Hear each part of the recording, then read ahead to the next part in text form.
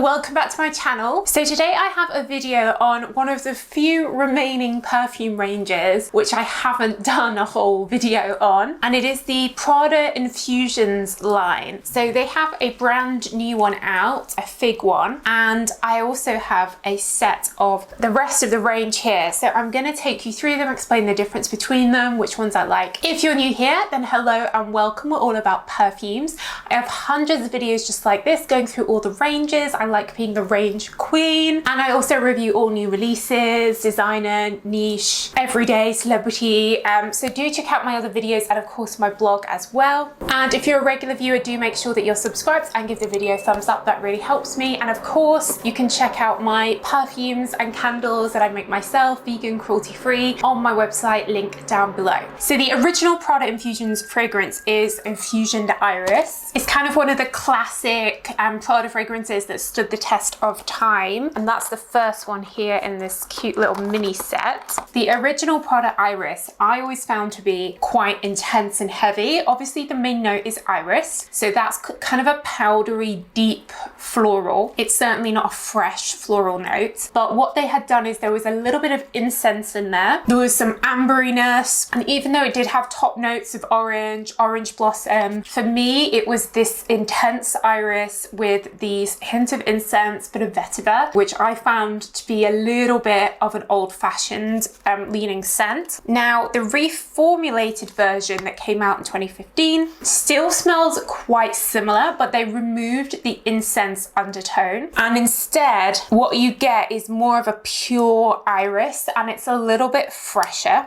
And there's a cedar note in here that's sort of supporting it, and it's just a bit more of a modern iris. I do have an article going through all the best iris perfumes. It's become a very popular fragrance note recently, loads of brands releasing iris fragrances, but it's like the classic. The change between the two isn't massive, but I definitely do prefer the change that they did make. It's also pretty good for lasting. I think this one and Prada Amber, both like classic fragrances that are really good for lasting. It sort of stays on your clothes, you can smell it a mile away, like really good projection, really good longevity. So if you are looking for an iris perfume, I do think this is a really good value for money buy. You can often also find it discounted because it's been out for so long. So the others in the range kind of tend to keep that sort of outdoorsy garden type of feel. They have quite a lot of green undertones. So the next one I have here is Iris Cedar. So this cedar one isn't massively different to the original. It's kind of the same scent, but the cedar is almost as strong as the iris. But what it does is it has some of that incense note that's from the original, the one that got reformulated. So it's kind of more similar to the old version of Prada Iris. I think it's very unisex as well, but cedar is often used in a lot of male perfumes, and mixed with the incense, slightly ambery undertone, it makes the iris very unisex. So if you preferred the original version before it was reformulated, I recommend trying Iris Cedar. But I will leave the links to all these perfumes, even like discontinued ones, down below. So next in my little collection here, Fleur d'Orange, which is definitely one of my favorites from this range. If you've been here a while, you'll know that I do love my orange blossom perfumes. So this one doesn't have any iris in or anything. What it does have is a quite powdery undertone, which to be honest is quite unusual for orange blossom. So you're getting a lot of green neroli with the orange blossom, and then it fades to reveal this kind of powdery note, which is reminiscent of the scent of iris. So it kind of still has the signature DNA of the original, but when you first spray it, you really get that fresh orange blossom. You don't really get a fresh top note from the original one. So perhaps if you wear Infusion de Iris in the winter, perhaps this could be a nice option for the summer. Next up we have Amand, which means almond. So again, this has that signature DNA of the original. So this actually has a heliotrope note in it with the almond and a little bit of star anise. So again, it's feeling a bit oriental, ambery, and the heliotrope here, as it does in some perfumes, gives me a little bit of that sort of Play-Doh vibe. Heliotrope's quite a hard to describe fragrance. You get it a lot in Narciso Rodriguez Musk Noir, and this one kind of reminds me of that. The almond doesn't have any sweetness like in Le Petit Robe Noir or got some of the almondy notes in like Carolina Herrera perfumes. It's definitely a bitter orange, and the heliotrope is really coming through like almost equally to the almond. So it could easily have been called heliotrope. I would list this as a heliotrope perfume as well as an almond. Again, it does feel quite wintry, warm. Heliotrope is a very warm fragrance note. So next up we have Rose, which comes in a pretty pink bottle. So this one is one of those rose perfumes that reminds me of Rose Turkish Delight. So I'm getting a bit of a powderiness with the rose. It's a Turkish rose, and they've used a mate undertone, which adds a bit of greenness, bit of warmth. For me, there are different types of roses. There's very fresh roses. There's ones that are quite classic, slightly powdery, and this is where that fits in for me. It really does smell like Turkish Delight, but without the sugariness, the sweetness. It's that powdery feeling of the rose. Again, very classic, traditional rose scent. Okay, next up we have the Mimosa one. Now Mimosa is the main note in Versace Crystal Yellow Diamond, but it's not one that you see used a lot. Mimosa is quite a green, sort of plant-like smell. It reminds me of walking in like the undergrowth, in like vegetation in England. And again, this has that star anise, slightly creating an oriental feel and a woodiness.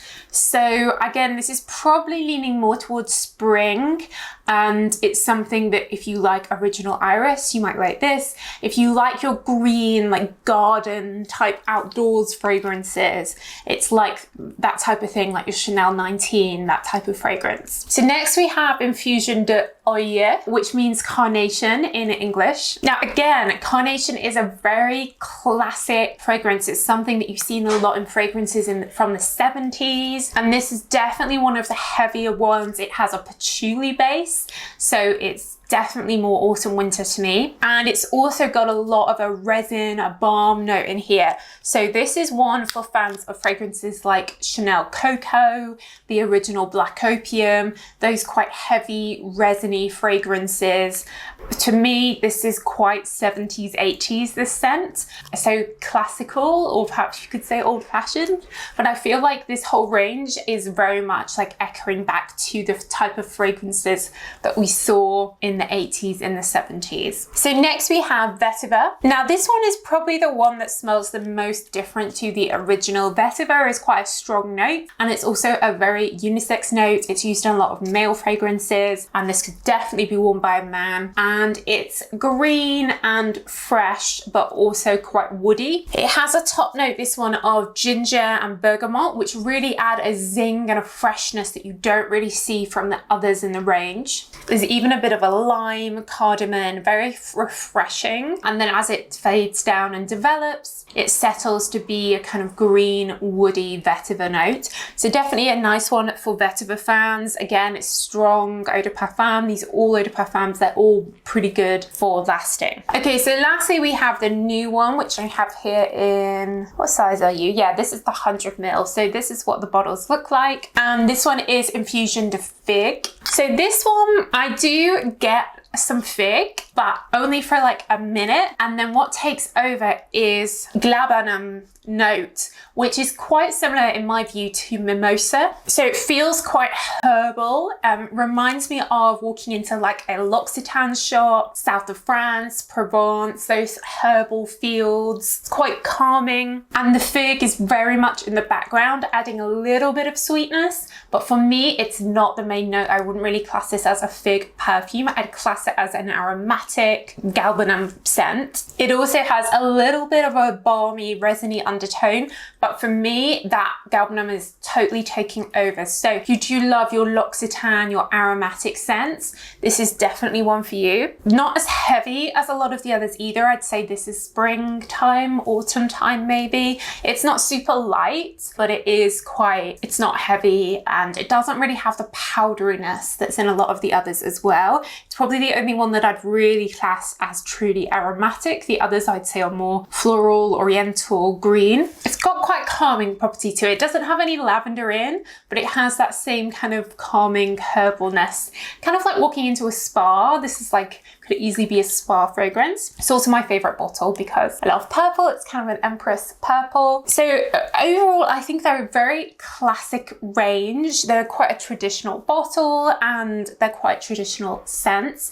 They're all pretty good quality. They all last and you can really smell them like on you, and they feel pretty unisex as well. I know there have been a couple of others that have been discontinued that I haven't been able to get my hands on, but let me know what your favorites are in the Prada Infusions range. Have you tried the new fig one, or should I say Gabalman one? And like I said, I'll leave the link to where you can get all of these all around the world, UK, Europe, North America, including this new one. But yeah, let me know what you guys think, and thank you so much for watching. Do give it a thumbs up, and I'll see you in the next video. Bye.